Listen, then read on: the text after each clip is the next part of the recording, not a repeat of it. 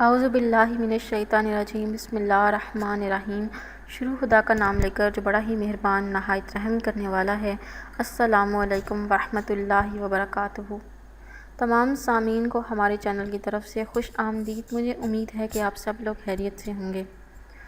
ناظرین، آپ کو پتہ ہے کہ آج کل زمانہ بہت ہی زیادہ مصروف ہو گیا ہے، جس وجہ سے ہمیں روز بروز سفر کرنا پڑتا ہے، اور سفر کی وجہ سے ہم لوگ اکثر تھکن کا شکار ہو جاتے ہیں، اور جس کی وجہ سے ہمارے لیے دوبارہ اپنا کام کرنا مشکل ہو جاتا ہے، اور بعض اوقات مختلف انسانوں کو پیدل چلنا بہت ہی زیادہ مشکل لگتا ہے۔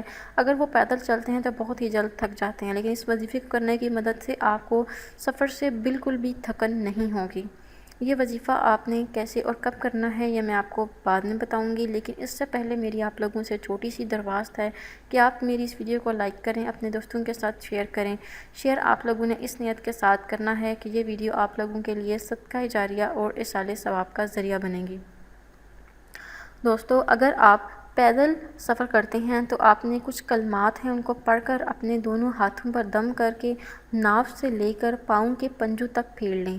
انشاءاللہ تعالیٰ اس قدر قوت اور طاقت پیدا ہوگی کہ چلنے کا بالکل احساس نہ ہوگا اور نہ تھکن محسوس ہوگی، انسان چاقو چوبند رہے گا۔ جو کلمات آپ نے پڑھنے ہیں، آپ نے سبحان اللہ 33 مرتبہ، الحمدللہ 33 مرتبہ، اللہ اکبر 34 مرتبہ پڑھنا ہے۔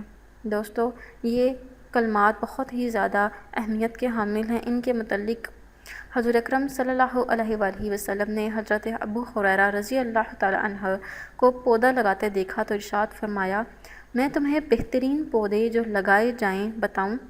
وہ سبحان اللہ والحمدللہ ولا الہ الا اللہ واللہ اکبر کہنا ہے۔ ہر کلمہ پڑھنے پر جنت میں ایک درخت لگ جاتا ہے۔